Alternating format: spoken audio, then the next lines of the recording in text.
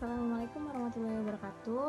Ya, hari ini kita akan memulai pembelajaran yaitu keterampilan menyimak. Di sini kompetensinya satu, mampu mengenali kata dan frasa sederhana yang berkaitan dengan arah, lokasi, dan tujuan sekitar. Topiknya kali ini adalah profesi. Tujuannya untuk menerapkan penggunaan kosakata yang berkaitan dengan frekuensi waktu, menjelaskan secara lisan tentang profesi, dan menulis paragraf singkat berdasarkan tentang profesi dan orang lain. Profesi orang lain, maaf. Indikatornya menyebutkan ulang kata dan frasa berkaitan dengan arah, lokasi, dan lingkungan sekitar dari tuturan yang didengarnya. Nah, metode pembelajaran di sini adalah metode simak tanya jawab.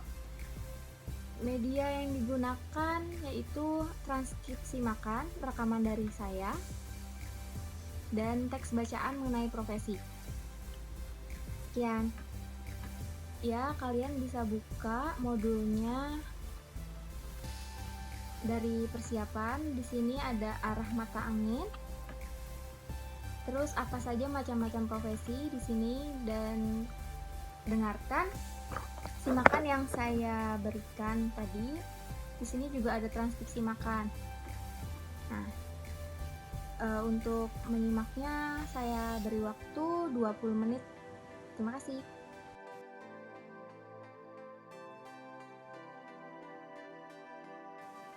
Pedagang dodol Betawi. Bapak Rojali adalah seorang pedagang dodol Betawi yang sukses. Beliau menjadi pedagang dodol Betawi sejak tahun 1976. Pertama kali beliau menjajakan dodol Betawi adalah dengan berkeliling menggunakan gerobak. Dodol yang beliau jual adalah hasil yang dibuat Pak Rojali dan istrinya, yaitu Ibu Aminah. Saat ini beliau sudah memiliki 10 kios di Jakarta, yaitu di Setu Babakan, Jakarta Selatan terdapat 4 kios. Di Taman Mini Indonesia Indah, Jakarta Timur terdapat 3 kios. Di depan Museum Fathahillah, Jakarta Barat terdapat 1 kios, dan 2 kios lagi terletak di Kemayoran, Jakarta Pusat. Bapak Rojali dan Ibu Aminah bertempat tinggal di Jalan Merak Indah, Jagakarsa, Jakarta Selatan, lebih tepatnya di belakang tempat rekreasi Setu Babakan. Beliau mempunyai 5 anak yang sudah berkeluarga yang berprofesi sebagai polisi, pedagang, dan guru. Sebelum mampu meraup keuntungan dari makanan khas ini, Bapak Rojali bercerita kalau di tahun 98 ia sempat terpuruk saat kerusuhan terjadi. Saat itu kios yang Bapak Rojali miliki hanya ada 4 dan harus ditutup karena kejadian kerusuhan yang beresiko. Beliau menjual 2 kios yang ia miliki karena sudah tidak dapat menggaji karyawan. Bahan pokok pembuatan dodol pun sudah habis, pemasukan tidak ada, dan karyawan Bapak Rojali mengundurkan diri. Di tahun 2000, Bapak Rojali bangkit dan berusaha keras untuk merintis usaha yang ia miliki. Bersama sang istri, beliau tidak mengeluh dan putus asa. Rasa semangat yang ada pada diri Bapak Rojali sangat baik untuk kita tiru. Setelah transkripsi makan, di situ ada soal latihan 1 dan latihan 2. Bisa kalian kerjakan. Boleh menggunakan Word atau menggunakan kertas selembar. Jangan lupa ditulis nama dan asal negara kalian. Nanti kita bahas bersama-sama. Terima kasih.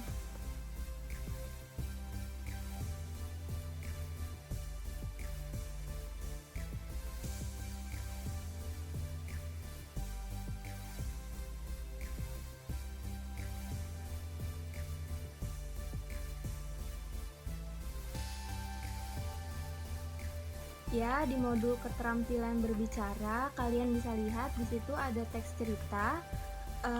Kalian baca dahulu, kemudian kalian kerjakan soal latihan 1, yaitu buatlah teks paragraf singkat yang bertema profesi yang sering Anda temukan di Indonesia. Kemudian latihan 2-nya ceritakan hasil dari teks yang Anda buat dengan suara nyaring. Nah, saya minta di sini adalah kalian mengirimkan voice note via WhatsApp, via grup WhatsApp ini, dengan suara lantang.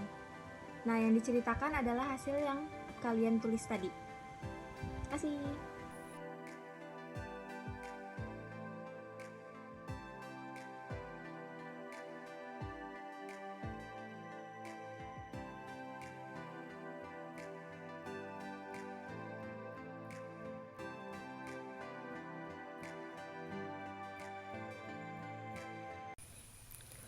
Guru adalah tenaga pendidik profesional di bidangnya yang memiliki tugas utama dalam mendidik, mengajar, membimbing, memberi arahan, memberi pelatihan, memberi penilaian, dan mengadakan evaluasi kepada peserta didik yang menempuh pendidikannya sejak usia dini melalui jalur formal. Pemerintahan berupa sekolah dasar hingga sekolah menengah.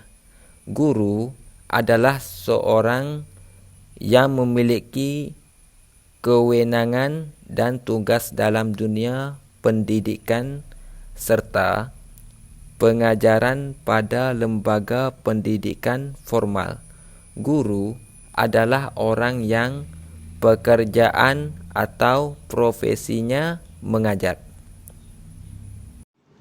Dokter adalah tenaga kesihatan yang merupakan titik kontak pertama bagi pasien.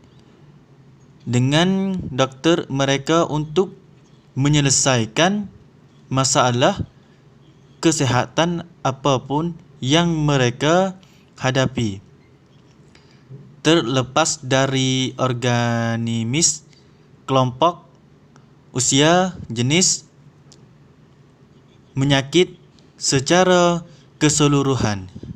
Dalam pleno dalam sebuah seksi tentang keberlanjutan dalam jenis kelamin, secepat dan sejauh mungkin dan dalam koordinasi dan kerjasama dengan para profesional kesehatan lainnya,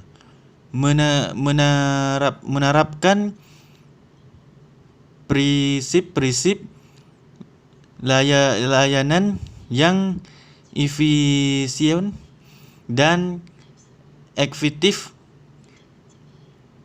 dan mendukung tanggung jawab hukum profesional dan etika dan moral. Sekian pertemuan pada hari ini, yaitu keterampilan mendengarkan dan keterampilan berbicara. Besok kita lanjut lagi di keterampilan membaca dan menulis. Terima kasih atas waktunya. Wassalamualaikum warahmatullahi wabarakatuh.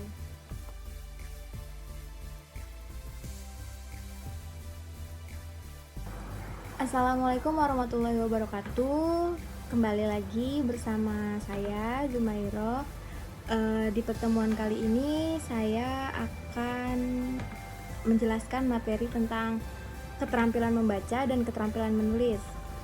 Pertama kita masuk ke keterampilan membaca, masih tentang profesi.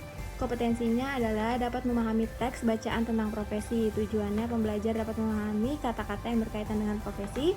Pembelajar dapat memahami makna dalam kalimat kontekstual. Pembelajar dapat memahami teks deskripsi.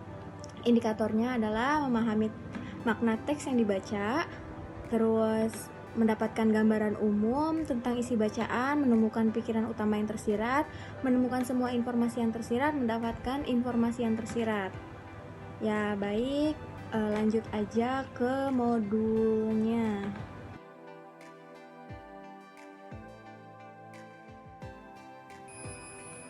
Koki atau juru masak adalah seorang yang bekerja di restoran dan mempunyai tugas untuk memasak makanan untuk pelanggan.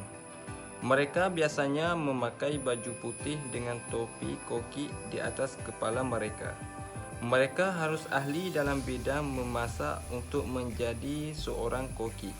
Menjadi seorang koki adalah posisi yang bertanggung jawab dan mempertahankan standar kesehatan untuk memastikan bahawa keselamatan kondisi di bidang memasakkan sempurna. Peralatan dan sayuran harus dicuci dengan benar agar terhindar dari penyakit. Waalaikumsalam warahmatullahi taala wabarakatuh. Saya Bukhari dari Fakultas Ilmu Pendidikan, Prodi Bahasa dan Sastra Indonesia, semester 2. Hari ini saya mari baca kopi juru. Masak adalah seorang yang bekerja di restoran dan mempunyai tugas untuk memasak makanan untuk pelanggan. Mereka biasanya memakai baju putih dengan topi koki dan atas kepala mereka. Mereka harus ahli dalam bidang memasak untuk menjadi seorang koki. Menjadi seorang koki adalah posisi yang tertanggung jawab dan mempertahankan standar kesehatan untuk memastikan bahawa keselamatan kondisi di bidang memasakkan sempurna. Peralatan dan sayuran harus dicuci dengan benar agar terhindar dari penyakit.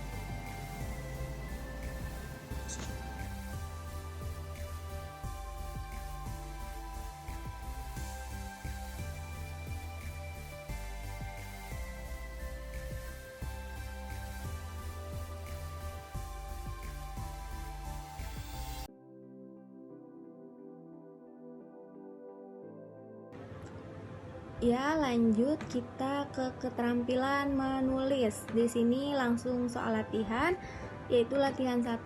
Buatlah teks dialog pada gambar di bawah ini menggunakan salah satu nama, yaitu Abdul, Aminah, Sadli, dan Ida.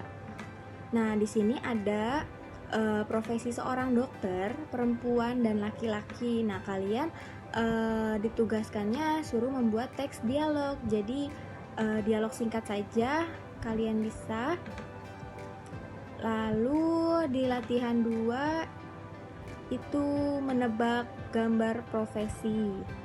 Seperti itu. Jika ada kesulitan, mohon ditanya, boleh silakan. Terima kasih.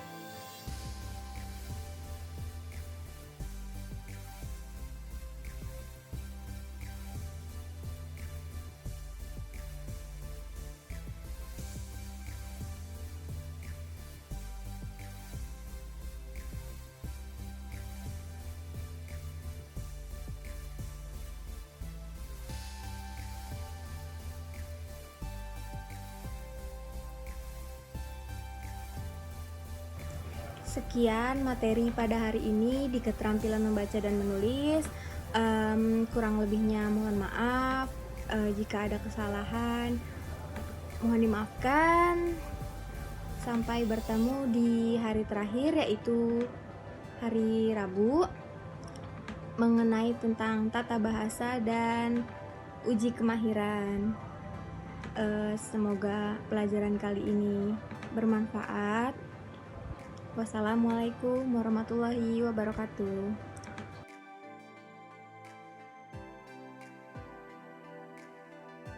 Assalamualaikum warahmatullahi wabarakatuh. Ya, ini adalah pertemuan ketiga, yaitu pertemuan terakhir pembelajaran BIPA mengenai tata bahasa. Langsung aja. ya, tata bahasa di sini ada partikel kah, lah, dan pun. Partikel kah, partikel ini biasanya digunakan dalam kalimat tanya. Partikel ini memiliki beberapa fungsi, yaitu memberi tekanan pada kata tertentu dalam kalimat tanya. Contohnya, polisi atau dokterkah yang kamu pilih? Dalam contoh kalimat yang saya bacakan tadi, kata dokterkah diberi penekanan untuk menegaskan polisi atau dokter yang dipilih, seperti itu. Nah, selanjutnya ada partikel lah. Partikel lah biasanya digunakan dalam kalimat perintah dan berita. Partikel ini memiliki fungsi contoh, bersemangatlah wahai muda dalam menggapai cita-cita. Dan ada lagi, lestarikanlah budaya Betawi, seperti itu. Nah, dan selanjutnya ada partikel pun. Ada dua cara penulisan partikel pun, yaitu dipisah dan digabung dengan kata yang mendahuluinya. Yang pertama, penulisan dipisah. Sebenarnya aturan dasar penulisan partikel pun adalah dipisah, kecuali pada kata-kata tertentu. Contohnya, aku pun suka makan kerak telur, seperti itu.